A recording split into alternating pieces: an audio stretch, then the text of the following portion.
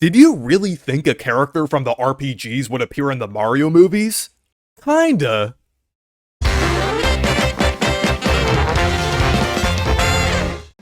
Recently, it was discovered that David Lovelace, a storyboard artist, published his storyboards from the first Mario movie to his website. There is specifically the storyboard for the wedding scene, where King Bob-omb and King Boo appeared, but originally, there were actually meant to be more cameo characters that didn't make the cut.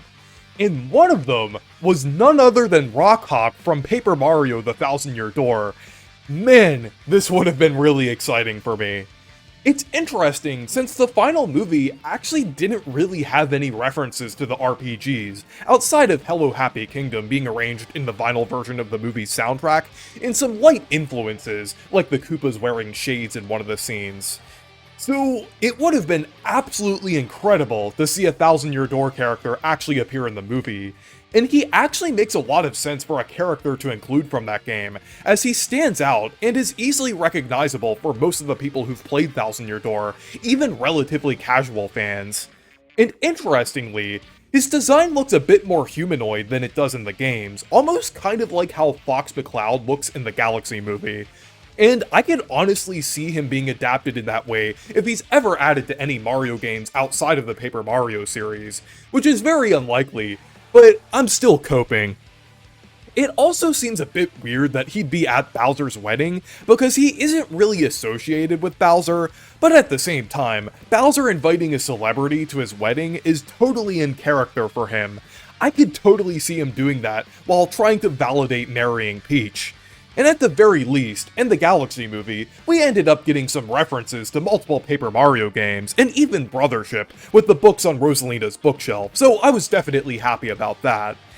And I feel like between this, the fact that the RPGs were referenced in the Galaxy movie at all, and the bits of inspiration, like Bowser and Bowser Jr. characterization being similar to their characterization in the Paper Mario and Mario & Luigi series, it's clear that the artists and creative visions behind the Mario movies are willing to incorporate aspects from the Mario RPGs. I don't think Nintendo intentionally wanted Rawk Hawk to be cut out of the scene because of some kind of mandate.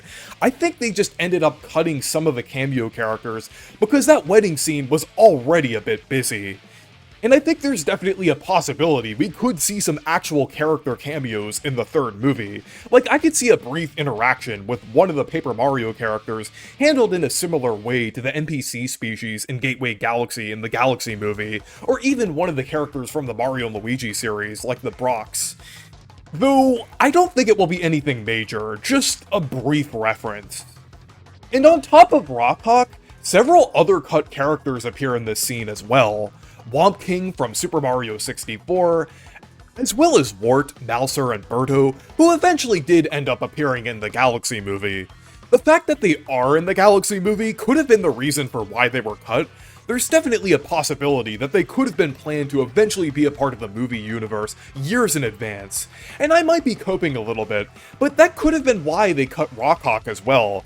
Maybe they wanted to save the RPG references for the sequels, and so far, it would make sense with Rosalina's bookshelf, but we'll just have to see if they do anything more with that in the future. And then there's also a wider variety of enemies in this scene as well, including Pokies, which didn't appear until the Galaxy movie. And the way this scene plays out in the storyboard actually differs from the movie as well. Peach and Toad actually have a falling out, with Toad acting like Peach wasn't a competent leader, and Peach blaming the Toads for letting this happen, until she finds an ice flower in Toad's backpack. I actually like this approach more than the actual movie, even though it is a bit stereotypical for a kids movie, and a bit out of character for Peach. But if there was some foreshadowing with Peach being insecure, thinking she wasn't a good enough leader while still caring about the Toads at the same time, I feel like it would have added some much needed characterization, and I feel like this could have actually worked. It also would have given Toad a bit more of a presence in this scene, since in the actual movie, he really only just gives Peach the flowers. And he also fights Bowser's minions in the storyboard rather than just Peach doing it alone, and I think that would have been a bit more interesting. And then Bowser also calls the Bomber Bill a Bonsai Bill, like its previous name, so this would have been before they decided to change it. So overall, I think this storyboard is pretty interesting. It actually reveals quite a lot that was cut from the movie here, and I actually prefer how the scene plays out in the storyboard over the final cut.